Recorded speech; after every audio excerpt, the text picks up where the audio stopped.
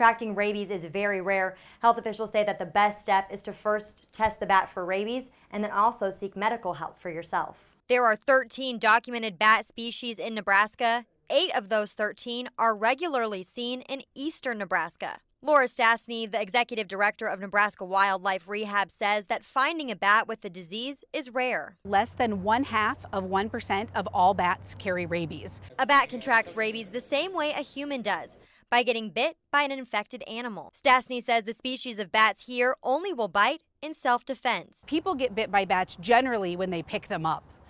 So you should never pick up a bat without, protection over your hand and also consulting professionals before you do so. Rabies is fatal for humans and animals, so medical professionals warn that after possible exposure, people should seek medical help immediately. I think it's always important to remain calm, go see a medical provider, and then kind of work through the steps. The vaccination process for a rabies bite comes in 4 steps. At the day of exposure, you get a vaccine, and you also have to give immunoglobulins, which are passive antibodies that you give.